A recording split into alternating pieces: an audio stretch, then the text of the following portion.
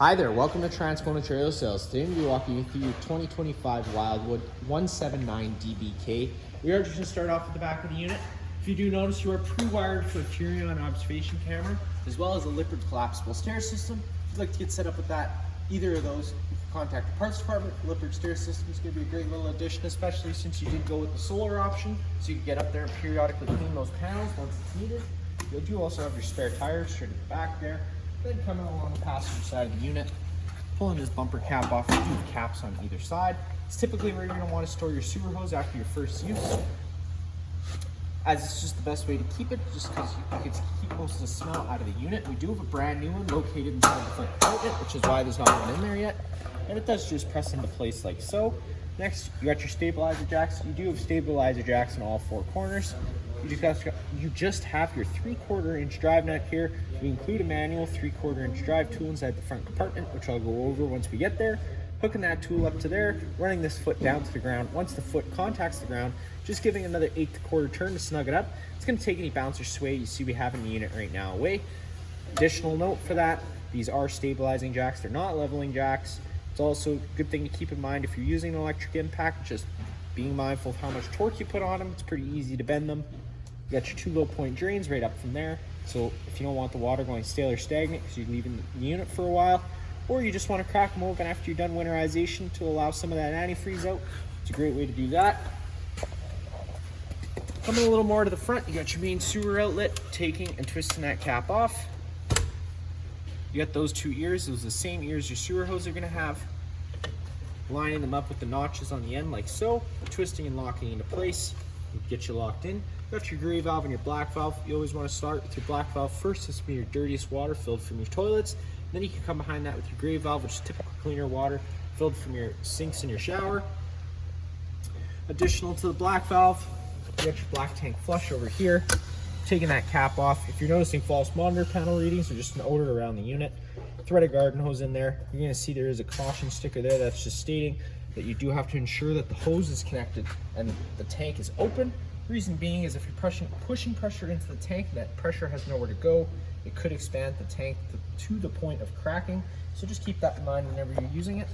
Next, you do have your 30 amp twist lock connection. Just take a note of that notch there. It lines up with this notch on this side. Push that into place firmly, 8th turn to lock it in, and then you got that threaded collar to really lock it down. If you follow that cord back, you do your standard 30 amp plug-in. Most campsites should have this and you can plug right on in.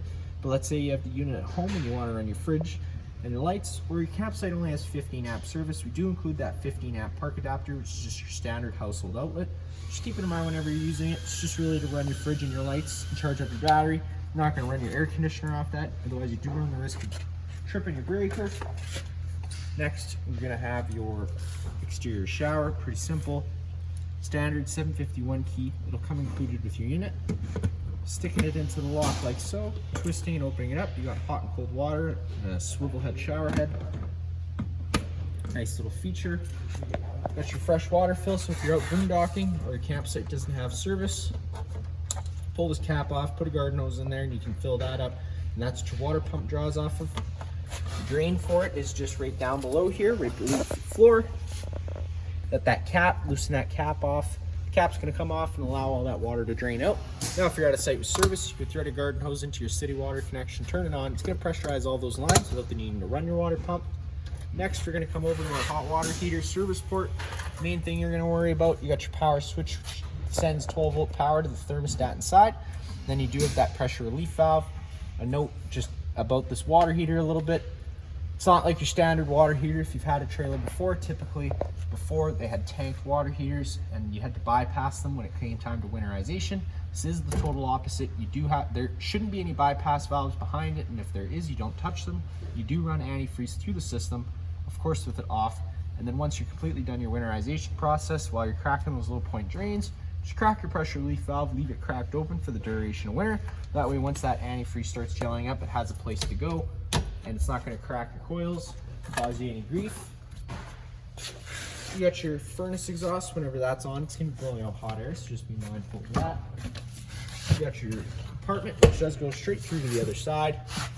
Inside there is going to be your standard starter kit. It comes with a 10-foot sewer hose, 15-foot water hose, and some other miscellaneous goodies, as well as that 15-amp park adapter.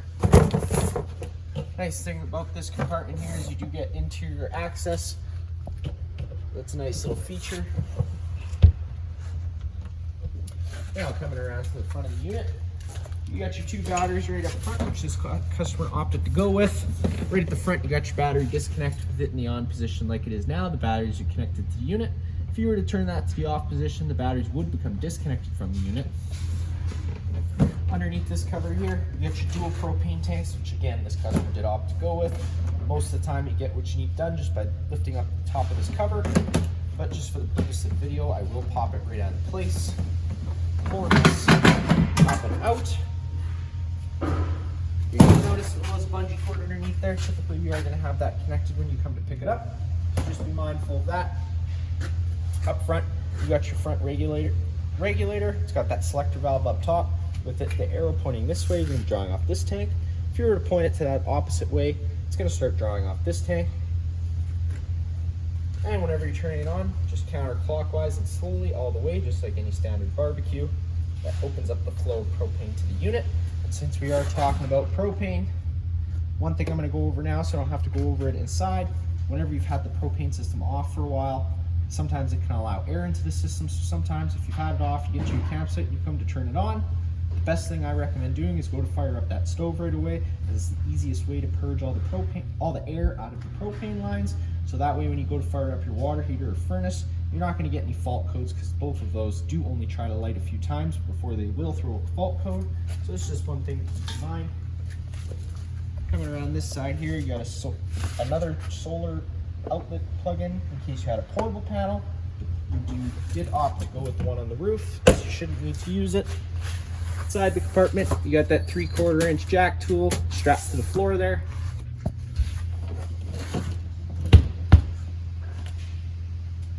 Got your entryway door, which I'll go over in a couple minutes.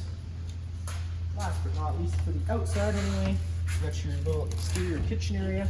You got your 110 mini fridge, so that will be running whenever you have the unit plugged into shore power. It does not run off 12 volt. You got your little griddle, you can pull that out. You got your little safety latch, pull that down so it can't suck back in while you're using it. Then you got your quick connect propane line, pulling the collar back like any standard airline, run the one end down to the ground, pull the cap off of the griddle. Whenever I'm plugging this in, I always like to assist the regulator just so you're not putting any excess force onto it. Run this down over here. Got dust caps on either end, as well as on the quick connect end on this side. I always recommend using them whenever this isn't in use. That way you're not getting any debris into the lines. Just like before, pull the collar back, insert into place. Now with this end, you got that little valve. Opening up the valve opens up the flow to the griddle.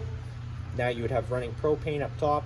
As an added safety feature, you can't use the coupler until you close the flow of propane. Then it would allow you to disconnect it.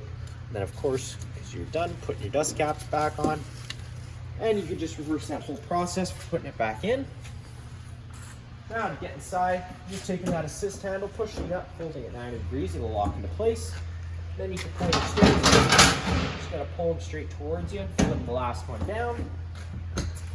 That'll allow you to open up the door, but just noting now, if you open up the door all the way, it does come into contact with your awning arm, so always be mindful before you run your awning, making sure you have that door closed 90 degrees. That way you're not causing any excess damage. Taking a step on inside, first thing you notice off on the left is that fire extinguisher. Pretty much just like home, pull the pin and shoot. Next, you got your main monitor panel system. Far right, light switch turns on all the main living space lights.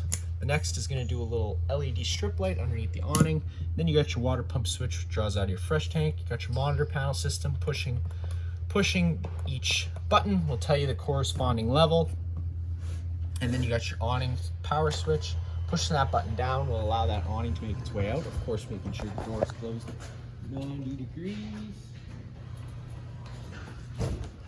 This just got a little stuck there. You're gonna know that awning's fully extended when you see the back of the metal tube and a little flap hanging down.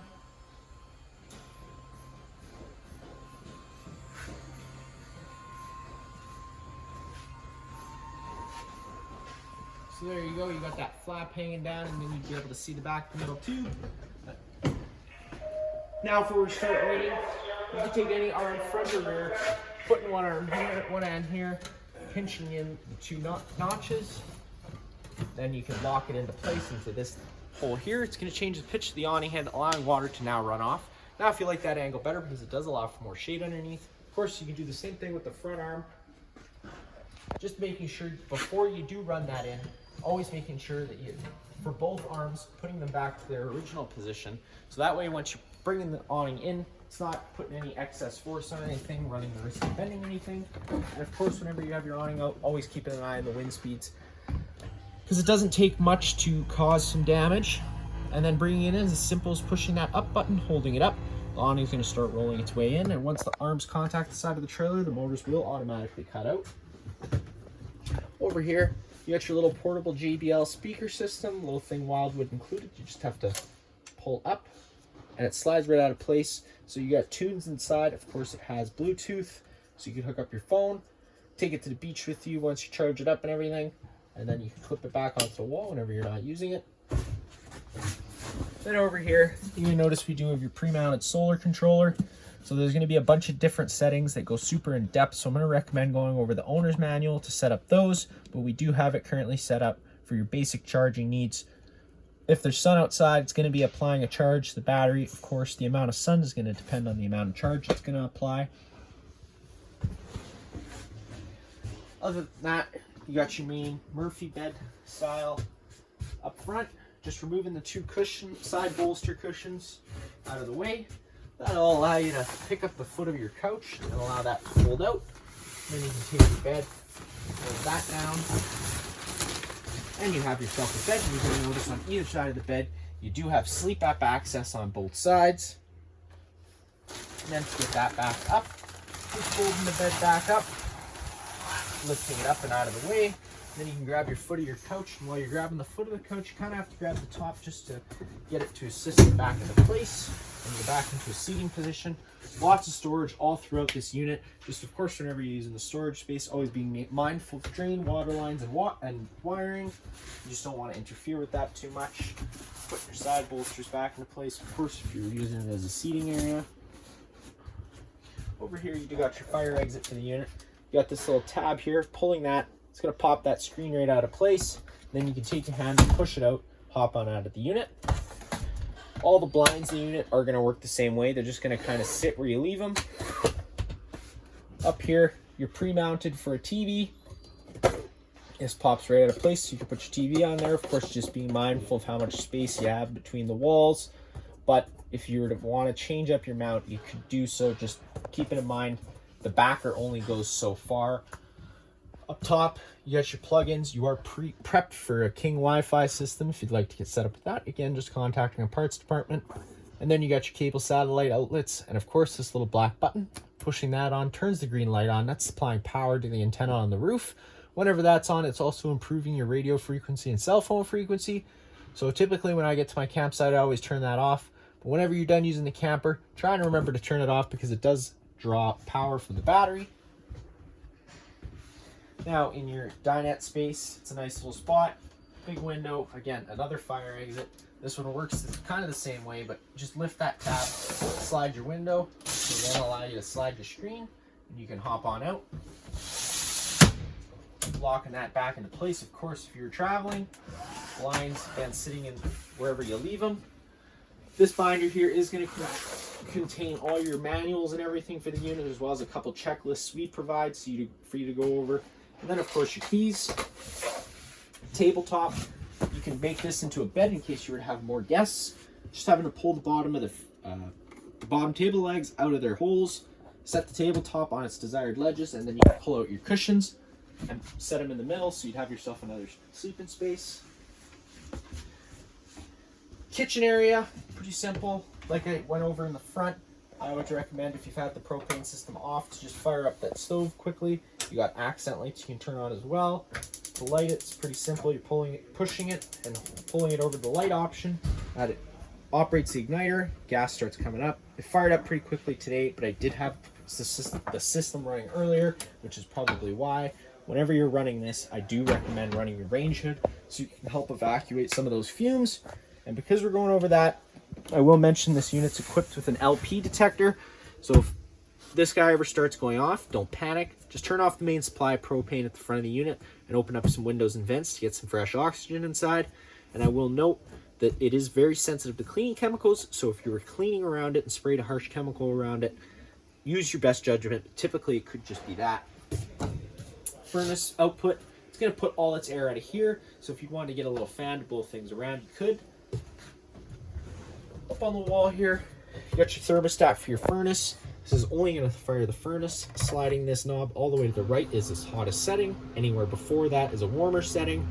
Whenever you fire up your furnace and then turn it off, the furnace does run for an additional 3 minutes just to allow itself to cool down as an added safety feature. And then right beside that, you do got your thermostat for your water heater. Power button to turn it on and off. Celsius and Fahrenheit with the press of a button, and then you can change your desired set temperature with the up and down buttons. You're going to see there we're at 55. If you drop it below 50, let it set.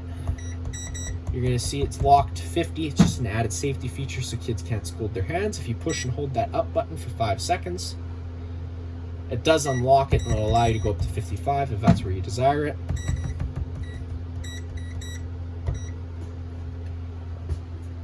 Next, you do have your fridge. Opening up that guy, fridge freezer combo. The controls for both are right down below here. Clockwise all the way is going to be its coldest settings. You're going to notice some off-grid writing here. That's just telling you the most energy efficient setting to have it on if you're running off battery power. And then you do have a charcoal filter to help with any of those fridge odors. Again, you can get some replacement ones of those here at the shop. So just contact your parts department to get you set up with that. Now, right below, popping this guy down, you got your main fuse breaker panel. Whenever a breaker trips, it's going to sit in the middle, so you do just have to turn it off and then back on again to reset it. You have all your corresponding fuses on the right. And then one thing I did forget to mention underneath the sink here, popping that guy off, you're going to notice it says antifreeze inlet. It's where you're going to get access to your water pump for winterization. You just got 2 screws on either side. This is going to pop out of place. Then there'll be a hose that you just have to follow back to the valve where you would turn for when, so you can put it into your pail of antifreeze. Bunk space, you got lights top and bottom. They also do have USB and USB-C chargers. Last but not least, we are stepping into the bathroom. Light switch on the wall. Toilet, shower, hot and cold water, of course. And you got your sink, nice little medicine cabinet. And then up on the ceiling here, you got your roof vent. Works pretty simple. Pull down on the latch. That'll allow you to open that guy up. You're going to see we do open up straight into the atmosphere here. So if it were to start raining, of course, it's going to get wet inside here. We do sell those Max Air covers that go over top of this. It's a great little addition you could get set up with by contacting your parts department. It's just a cover that goes over top of it, which is going to allow you to leave it open whenever it rains. And of course, if you're traveling and you'd forgotten it open, it's not going to cause any damage to that vent lid. That is going to be it for this unit here. If you have any other questions, feel free to give us a call.